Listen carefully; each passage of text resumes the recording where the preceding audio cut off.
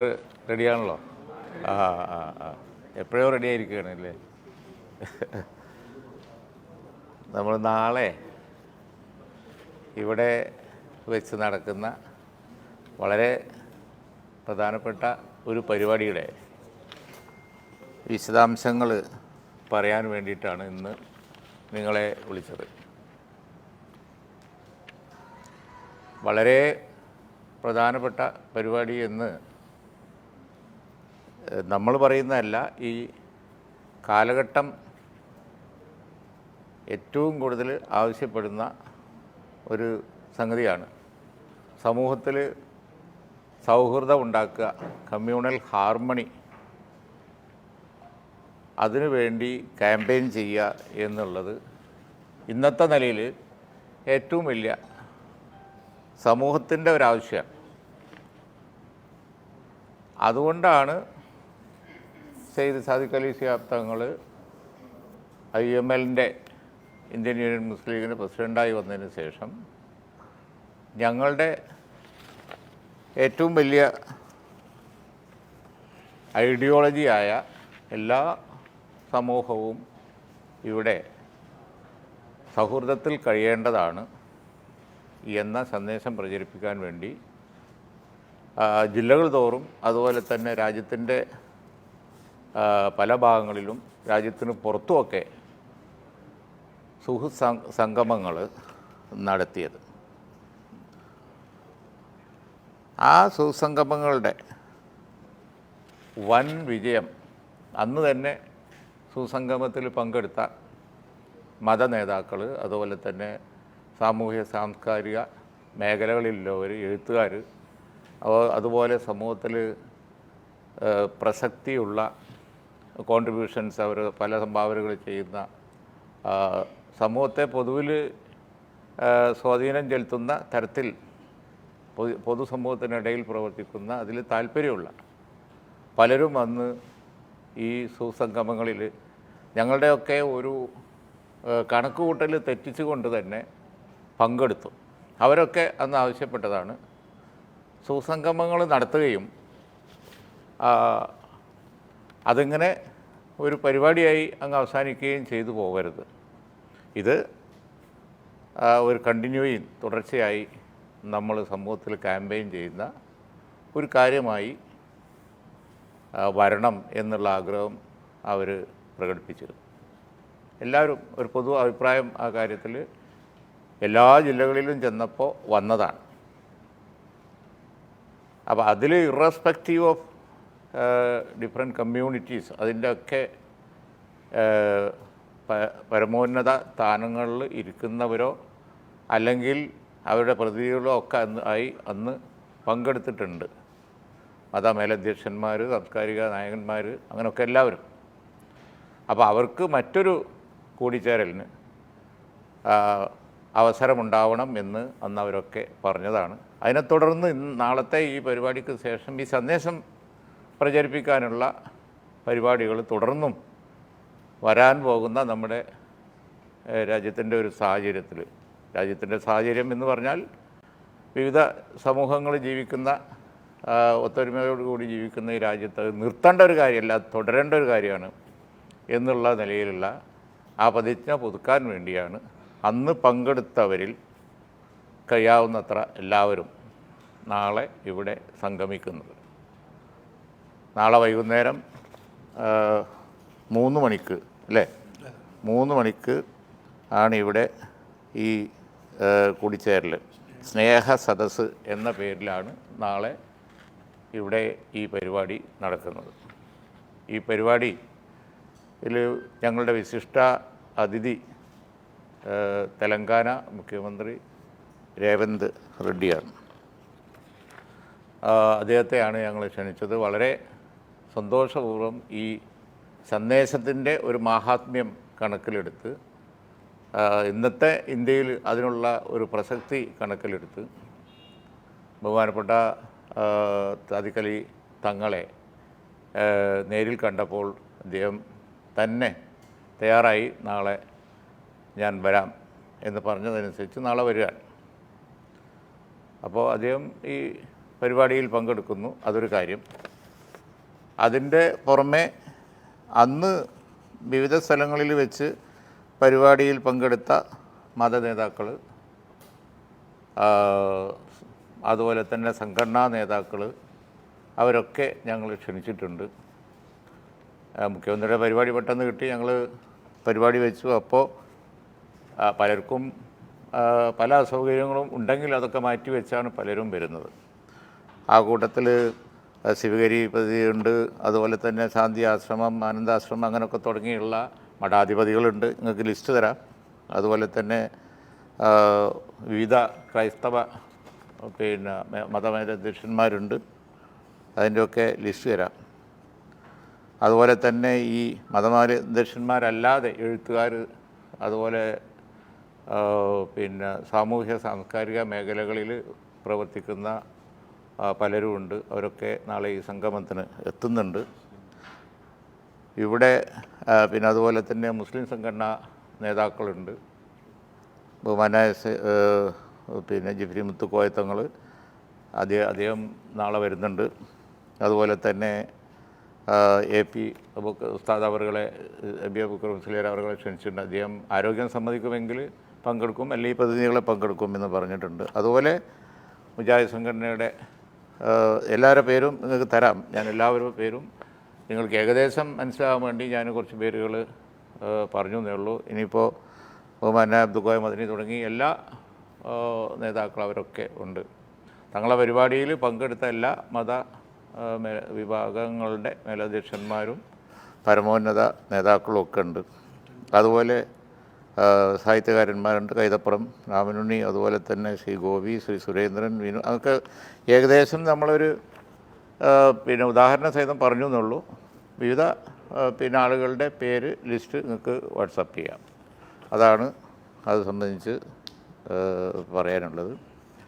അപ്പോൾ ഞങ്ങൾ ചെയ്യുന്നത് ഇന്നത്തെ നിലയിൽ സമൂഹത്തിലെ ഏറ്റവും നമ്മളെ കാർന്നു തിന്നുകൊണ്ടിരിക്കുന്ന വിഭാഗീയതക്കും വർഗീയതക്കും അതുപോലെ തന്നെ ഡിവിഷനും എതിരായിട്ടുള്ള വലിയൊരു ക്യാമ്പയിൻ ആണ് നടക്കുന്നത്. ബഹുമാനപ്പെട്ട ഷെയ്ഖ് സാദിഖ് അലി ശിഹാബ് തങ്ങൾ അന്ന് എല്ലാ ജില്ലകളിലും പോയി, ഇന്ത്യയിലെ പ്രധാന നഗരങ്ങളിലൊക്കെ പോയി, അതുപോലെ തന്നെ ഇന്ത്യക്ക് പുറത്ത് പല സ്ഥലങ്ങളിലും ഇത് ഒക്കെ ഉണ്ടായി.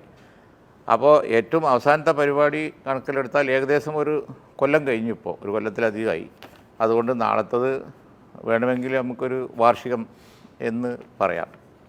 മറ്റൊരു പ്രത്യേകത കൂടി ഉണ്ട്. അതായത് ഈ സംഭവങ്ങൾ അത്രയും ഉൾക്കൊള്ളിച്ച് കൊണ്ട് ഒരു പുസ്തക രൂപത്തിൽ സമാഹരിച്ച് ഫോട്ടോകളും പുസ്തകങ്ങളും ഒക്കെ ആയിട്ട് ഞങ്ങളുടെ ഒരു സാധാരണ പ്രവർത്തകൻ, ഒരു ജേർണലിസ്റ്റാണ്, നമ്മളെ കൂട്ടത്തിൽപ്പെട്ട ഒരു ജേർണലിസ്റ്റാണ്, അദ്ദേഹം ഉണ്ടാക്കി, പുസ്തക രൂപത്തിലാക്കി. സാദിഖ് അലി എന്ന് പറയുന്ന ഞങ്ങളുടെ ഒരു സാധാരണക്കാരനായ, ഈ ജാഥയൊക്കെ അനുഗമിച്ച് ഞങ്ങൾ ആര് ജാഥ നടത്തിയാലും, ഞാൻ പലപ്പോഴും ജാഥ നടത്തി കൊടുത്തക്കാരൻ ഒരു സാധാരണക്കാരനായുള്ള ഒരു പ്രവർത്തകനാണ്, പക്ഷേ ജേർണലിസ്റ്റും കൂടിയാണ്. വായനയും എഴുത്തും ആണ് അദ്ദേഹത്തിൻ്റെ. പക്ഷേ അദ്ദേഹം ഈ ചടങ്ങ് പ്രതീക്ഷിച്ച് ഇങ്ങനെ നിൽക്കുന്ന എൻ്റെ ഇടയിൽ കൂടി പെട്ടെന്ന് ഇഹലോകവാസം വെടിഞ്ഞു, മരണപ്പെട്ടു പോയി. അദ്ദേഹം ഉണ്ടാക്കി ആ പുസ്തകത്തിൻ്റെ പ്രസിദ്ധീകരണം കൂടി നാളെ ഉണ്ട്. അത് അദ്ദേഹത്തിനോടുള്ള ഞങ്ങളുടെ ഒരു സ്നേഹപ്രകടനം കൂടിയാണ്, ആദരവ് കൂടിയാണ്. പിന്നെ അദ്ദേഹം തയ്യാറാക്കിയ അതിൻ്റെ പുസ്തകത്തിൻ്റെ പബ്ലിഷിംഗ് കൂടി നാളെ ഈ സദസ്സ് വെച്ച് നടത്തുന്നുണ്ട്. ഇത്രയും കാര്യങ്ങൾ ഞാൻ വിട്ടുപോയിട്ടില്ലല്ലോ, വിട്ടോ? ഓക്കെ, ഇത്രയും കാര്യങ്ങളാണ്. എത്ര അതിഥികൾ? അത് ഈ പറഞ്ഞ ഏതാനും പേരുകൾ ഞാൻ പറഞ്ഞു എന്നല്ലാതെ 200ഓളം അതിഥികൾ തിരുവനന്തപുരം, കൊല്ലം, അതുപോലെ തന്നെ ഇവിടെ കാസർഗോഡ് അവിടെയൊക്കെയുള്ള മഠാധിപതികൾ, അതുപോലെ തന്നെ മതമേലധ്യക്ഷന്മാർ, ഇതിലൊക്കെ വളരെ ഇൻട്രസ്റ്റ് എടുക്കുന്ന ആളുകൾ ഒക്കെ നാളെ വരുന്നുണ്ട്. ഈ സംഗമത്തിന് ശേഷമാണ് കൊച്ചിയിലൊക്കെ കൂട്ടായ്മ അല്ലേ, എന്തെങ്കിലും പറയൽ, കമ്മ്യൂണിറ്റി ഓപ്പറേഷൻ കൂട്ടായ്മകൾ രൂപപ്പെട്ടു. അപ്പോൾ ഇതൊരു സന്ദേശം വളരെ ഫലം ചെയ്യുന്ന ഒരുപാട് സംഭവങ്ങളുണ്ട്. ഞാനതെല്ലാം കൂടി ഇപ്പോൾ വിശദീകരിക്കുന്നില്ല. ഈ മെസ്സേജ് ക്ലിക്ക് ചെയ്തു എന്ന് ഞങ്ങൾക്ക് തോന്നിയിട്ടുണ്ട്. കേരളത്തിന് അകത്ത് മാത്രമല്ല പുറത്തും.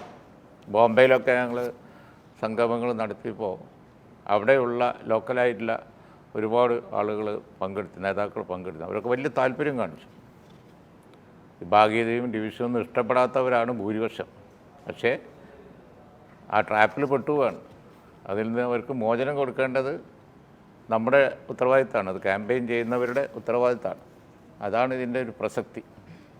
ഇതാണ് നാളത്തെ ഒരു പരിപാടി. അപ്പോൾ സമൂഹത്തിൽ ഇത് പ്രചരിപ്പിക്കാൻ നിങ്ങളുടെയൊക്കെ സഹകരണം ഞങ്ങൾ പ്രതീക്ഷിക്കുന്നു. അതാണ് ഇന്ന് വിളിച്ചത്.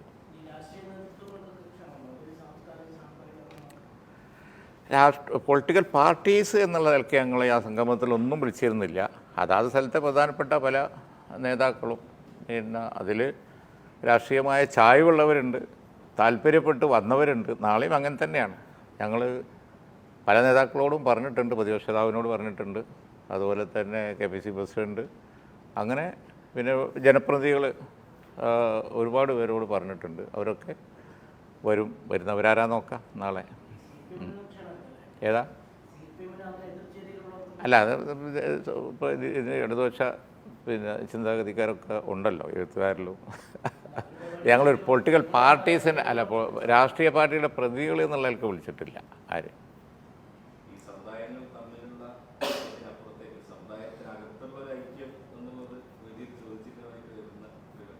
എല്ലാ കാലത്തും സമുദായത്തിൻ്റെ ഐക്യവും സമുദായത്തിനകത്തുള്ള ഐക്യവും സമുദായങ്ങൾ തമ്മിലുള്ള ഐക്യവും അത് ഞങ്ങളുടെ മുദ്രാവാക്യം ആയിരുന്നു, ഇനിയും ആവും.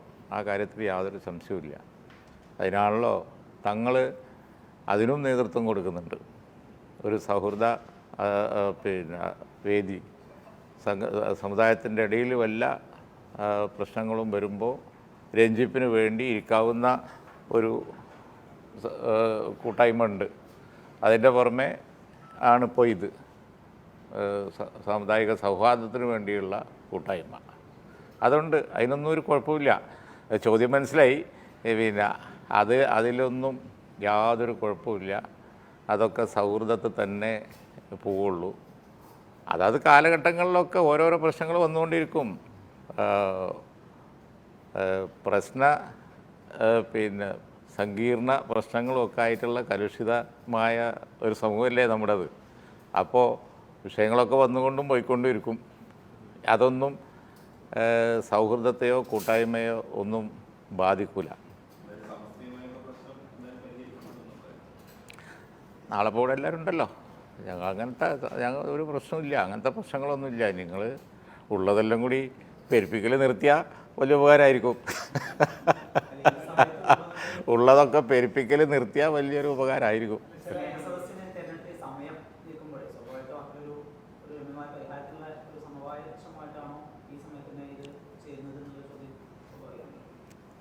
അല്ല, ഇത് തന്നെയാണ് ഞാൻ പറഞ്ഞത്. ഞങ്ങൾ വലിയ ഒരു സന്ദേശമായിട്ട് പോകുമ്പോൾ നിങ്ങളതിനെ വളരെ ഇങ്ങോട്ട് ചെറുതാക്കി കൊണ്ടുവരികയാണ്. ഞാൻ പറഞ്ഞത് കേട്ടിട്ട് നിങ്ങൾക്ക് തോന്നുന്നുണ്ടോ ഇത് വളരെ വിശാലമായൊരു ആശയമല്ല എന്നുള്ളത്? ഇതിലെല്ലാവരും സഹകരിക്കുകയാണ്. നാളെ സാദിഖ് അലി ശിഹാബ് തങ്ങൾ ഉള്ള സദസ്സിലെല്ലാവരും ഉണ്ട്. ഞങ്ങൾ തമ്മിലൊന്നും അങ്ങനത്തെ യാതൊരു വിഷയങ്ങളും ഇല്ല. അതൊക്കെ ഓരോ പ്രശ്നങ്ങൾ വരും. പ്രശ്നങ്ങൾ അപ്പോൾ കൈകാര്യം ചെയ്ത് പോവും. അത്രയേ ഉള്ളൂ. അതൊക്കെ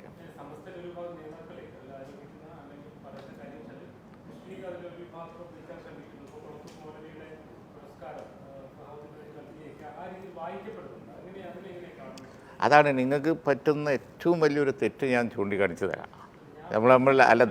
അതന്നെ ഞാൻ പറയാം, നമ്മൾ തമ്മിലുള്ള ഒരു സൗഹൃദം വെച്ചുകൊണ്ട് ഞാൻ പറയാം കേട്ടോ. തെറ്റ് 4 കൊല്ലമായിട്ട് നിരന്തരമായി നടന്നു വരുന്ന അതിൻ്റെ സംഘാടകർ സംഘടിപ്പിക്കുന്ന ഒരു പരിപാടിയാണ്. കൊളത്തൂർ മൗലവിൻ്റെ അദ്ദേഹത്തിൻ്റെ പേരിലുള്ള എൻഡോമെൻറ്റ്. അത് പിന്നെ 4 കൊല്ലമായിട്ട് നടന്നു വരുന്ന മാത്രമല്ല വിവിധ ആളുകൾക്ക് പിന്നെ ഈ പുരസ്കാരം കൊടുത്തിട്ടുമുണ്ട്.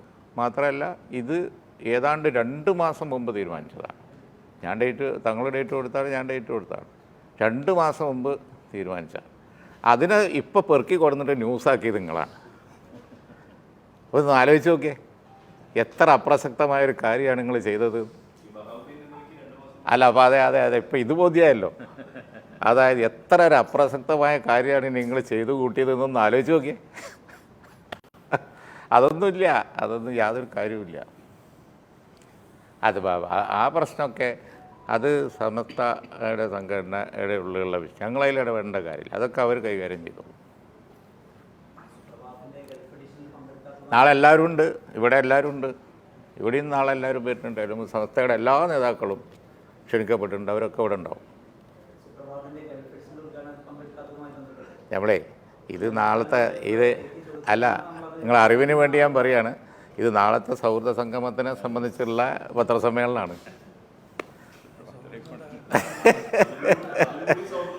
ഇല്ല ഇല്ല ഇല്ല ഇല്ല ഇല്ല ഇല്ല അതിന് ശ്രമിക്കേണ്ട. അത് പുരസ്കാരദാനാക്കി മാറ്റാൻ ഞാൻ സമ്മതിക്കില്ല.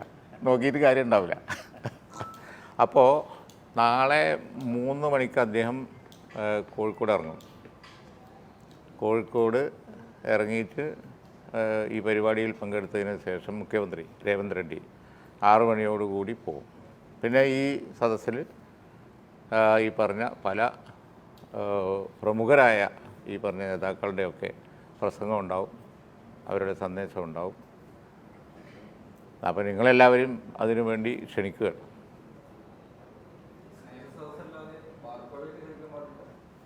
അതിന്നലെ UDF പറഞ്ഞല്ലോ.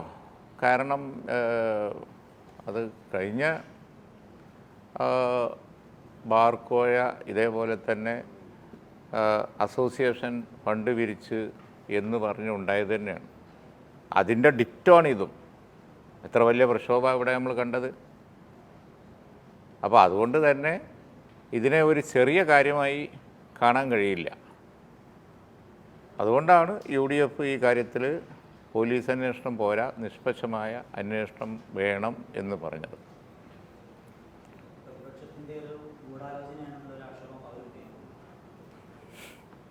അതാണ് ഞാൻ പറഞ്ഞത്. കഴിഞ്ഞ ബാർക്കോഴ കാലത്ത് ഉണ്ടായിരുന്ന ആരോപണത്തിൻ്റെ ഡിറ്റോണ്. അന്ന് ഞങ്ങളല്ല പ്രതിപക്ഷത്ത്, അന്ന് അവരാണ് പ്രതിപക്ഷത്ത്. അതുകൊണ്ട് UDF എടുത്ത തീരുമാനം പിന്നെ അതിൻ്റെ വസ്തുത പുറത്തു കൊണ്ടുവരും. ഇതിൻ്റെ വസ്തുത പുറത്തു കൊണ്ടുവരണം. ഇങ്ങനെ നമ്മളൊക്കെ ഇങ്ങനെ ഈ ചാനലിൽ ഇങ്ങനെ കേട്ടുകൊണ്ടിരിക്കുകയല്ലേ. അപ്പോൾ അതുകൊണ്ട് അതിൻ്റെ വസ്തുത പുറത്തു കൊണ്ടുവരൽ അത്യാവശ്യമാണ്.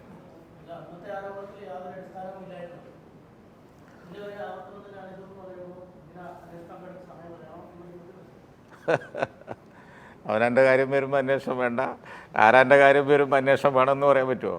ഏതിലാണുള്ളത് ഇല്ലാത്ത അന്വേഷിക്കുമ്പോഴല്ലേ അറിയുള്ളൂ. ഇതിനെപ്പറ്റി അന്വേഷിക്കുമ്പോഴല്ലേ ഇതിലൊന്നുമില്ല എന്നുള്ളത്. അന്നത്തെ ഇല്ല എന്ന് തെളിഞ്ഞെങ്കിൽ ഇതിനെപ്പറ്റി അന്വേഷിക്കുമ്പോഴല്ലേ ഇതിലൊന്നുമില്ല എന്ന് തെളിയുള്ളൂ. അന്വേഷിക്കാതിരുന്നാൽ തെളിയോ? അതുകൊണ്ട് അന്വേഷണം വേണമെന്നാണ് UDF ആവശ്യപ്പെട്ടിരിക്കുന്നത്.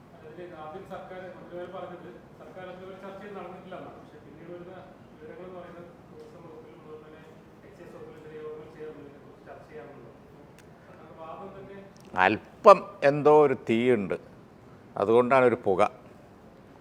അതെന്താന്നുള്ളത് അന്വേഷിച്ചാൽ മനസ്സിലാവും. നോക്കാം, നമുക്ക് അന്വേഷണം നടക്കട്ടെ.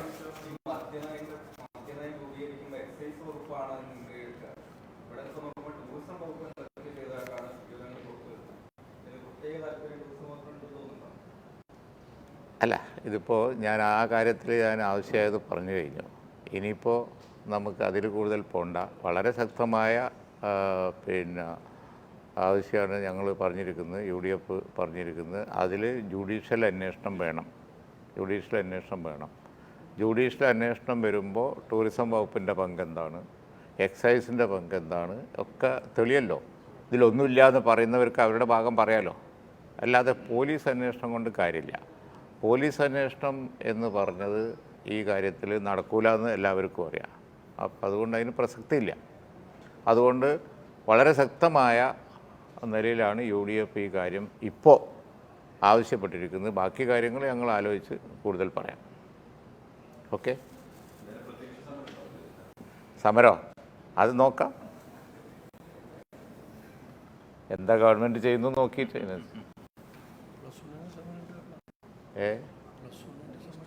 +1 അല്ല, +1ൻ്റെ അത് ഈ +1ൻ്റെ കാര്യത്തിൽ ഗവൺമെൻറ്റിൻ്റെ നിലപാട് തീരെ ശരിയല്ല. ഇന്ന് കോടതിയിൽ കൊടുത്ത അഫിഡവിറ്റ് എന്ന് പറയുന്നത് പരാതിക്കാരില്ല എന്നാണ്. 1,000,000 പരാതിക്കാരെ വേണമെങ്കിൽ മലപ്പുറം ജില്ലയിൽ നിന്ന് കിട്ടും. 1,000,000. ഇപ്പോൾ CBSEയുടെ റിസൾട്ടും കൂടി വന്നപ്പോൾ പഠിക്കാനിടയില്ലാത്ത കുട്ടികളുടെ എണ്ണം കൂടിക്കൊണ്ടിരിക്കുകയാണ്. ഓരോ ജില്ലയിലും ഇതേപോലെ ആയിരക്കണക്കിന് കുട്ടികളാണ് തെരുവിൽ. എന്നിട്ടാണ് പറയുന്നത് ഒരു പരാതിക്കാരൻ പോലും ഇല്ല എന്നുള്ളത്. ഇതെന്തായത്? കോടതി തന്നെ ചോദിച്ച പോലെ പരാതിക്കാരൻ കോടതിയിൽ പോയിട്ട് വേണോ പഠിക്കുന്ന കുട്ടികൾക്ക് അതിനുള്ള അവസരം ഉണ്ടാക്കി കൊടുക്കാൻ? എന്താണ് ഈ ഗവൺമെൻറ് വിചാരിക്കുന്നത്? അതിനെതിരായി വളരെ ശക്തമായ പ്രക്ഷോഭം ഉണ്ടാവും, ഒരു സംശയവും വേണ്ട. ഈ നിലപാടെടുത്ത് ഗവൺമെൻറ്റിന് മുന്നോട്ട് പോകാൻ കഴിയില്ല. ഞങ്ങൾ രാഷ്ട്രീയ പാർട്ടികൾ പ്രതിപക്ഷം മാത്രമൊന്നുമല്ല ഈ കാര്യത്തിൽ രംഗത്ത് വന്നിരിക്കുന്നത്.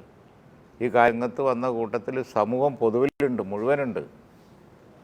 രക്ഷിതാക്കൾ തന്നെ സംഘടന രൂപീകരിച്ച് സമരത്തിനിറങ്ങും. അതുപോലെ തന്നെ മതസംഘടനകളുണ്ട്, സാമൂഹിക സാംസ്കാരിക സംഘടനകളൊക്കെ ഉണ്ട്. ഗവൺമെൻറ്റിൻ്റെ നിലപാട് അതുകൊണ്ട് തന്നെ ആളുകളെ പരിഹസിക്കുന്നവരാണത്. പരാതിക്കാരില്ല എന്ന്. ഈ കുട്ടികളൊക്കെ ഇനി കോടതി പോകണോ പരാതി കൊണ്ട്? അഡ്മിഷൻ കൊടുക്കൽ ഒരു ഗവൺമെൻറ്റിന് ഉത്തരവാദിത്തമാണ്. ഞങ്ങളൊക്കെ ഇവിടെ ഗവൺമെൻറ്റിൽ ഇരുന്നതല്ലേ.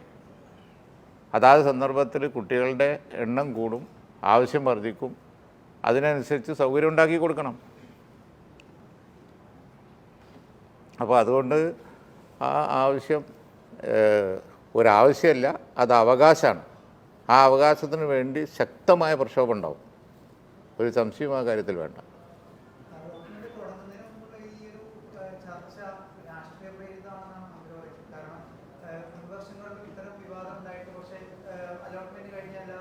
അല്ല, സീറ്റ് അഡ്മിഷന് മുമ്പ് ഉണ്ടാക്കി കൊടുക്കേണ്ടതാണ്. അഡ്മിഷൻ്റെ ഈ സമയം കഴിഞ്ഞിട്ടാണോ സീറ്റ് ഉണ്ടാക്കേണ്ടത്? സീറ്റ് ഉണ്ടാക്കേണ്ടത് ഇപ്പോഴാണ്. സീറ്റ് അല്ല അതിപ്പോൾ അത് സീറ്റ് ഉണ്ടാക്കി കൊടുക്കേണ്ട സമയം എപ്പോഴാണ്? ഇപ്പോൾ ഉണ്ടാക്കി കൊടുക്കുന്ന ലക്ഷണം കാണാത്താണ്. പ്രഖ്യാപിച്ചാൽ മതിയല്ലോ. ആവശ്യമായ സീറ്റ് പിന്നെ ഉണ്ടാക്കി കൊടുക്കും. 2 വരികയേ വേണ്ടുള്ളൂ. പക്ഷേ എല്ലാവരും സന്തോഷമാവില്ലേ?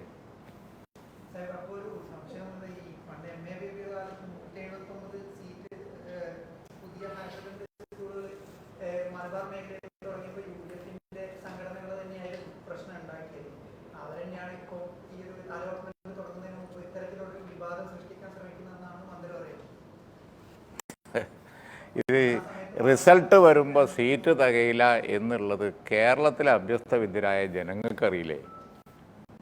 ഇവിടെ ഇപ്പോൾ ഓരോ ജില്ല എടുത്താൽ ആ ജില്ലയിൽ, മലപ്പുറം ജില്ലയിൽ 25 ലക്ഷം കുറവ്. തൃശ്ശൂർ ജില്ലയിൽ നിന്ന് ഇങ്ങോട്ടുള്ള എല്ലാ ജില്ലയിലും, ഇടുക്കി ഉൾപ്പെടെ ഉണ്ട്, സീറ്റിൻ്റെ കുറവുണ്ട്. ഇത് കേരളത്തിലെ അഭ്യസ്തവിദ്യരായ ജനങ്ങൾക്ക് അറിയില്ലേ? ഇതിൽ UDF LDF പറഞ്ഞ് മനസ്സിലാക്കി കൊടുത്തിട്ട് വേണം. അതുകൊണ്ട് ആവശ്യം ഉന്നയിക്കുന്നവർ പൊളിറ്റിക്കലായിട്ടല്ല പറയുന്നത്, വളരെ നിഷ്പക്ഷമായിട്ടാണ് പറയുന്നത്. അതുകൊണ്ട് ഗവൺമെൻറ് അടിയന്തരമായി ആവശ്യമായ ബാച്ചുകളും മറ്റുമൊക്കെ അനുവദിക്കണം. തരൂലെന്ന് പറഞ്ഞപ്പോൾ അങ്ങനെ അത് പറ്റുമോ? ഇത് ജനങ്ങളുടെ അവകാശമല്ലേ? ശരി, അപ്പോൾ നാളെ എല്ലാവരും